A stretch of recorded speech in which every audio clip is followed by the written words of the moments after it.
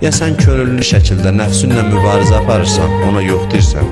Ya bunu eləmirsənsə, təbiət özü sənin nəfsündən mübarizə aparır. Qocaldacaq səni, istəyəvin əksinə kim istəyir qocalsın əldən deyir, heç kəs.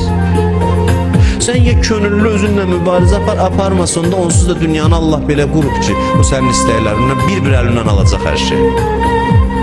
Onsuz da alacaq. Dünyada bir dənə adam yoxdur, bircə dənə adam yoxdur ki, hər şey onun xoşladığı kimi olsun. Bu mümkün deyil. Dünya bizim nəfsimizlə mübarizə aparır onsuz da, biz özümüz aparmasaq da.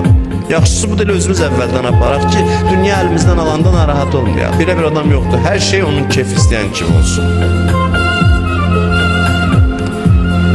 Deməli, ya mübarizə aparacaqsan, istədiklərin olmayacaq, ya dünya sənin əlindən alacaq, istədiyin əksinə gedəcək. Nəsləyəcək, başlayacaq ah-uf eləməyə. Deməli, neynəməlisən burada? Sizcə neynəməlisən? Onun səsini kəsib, razı olmalısan.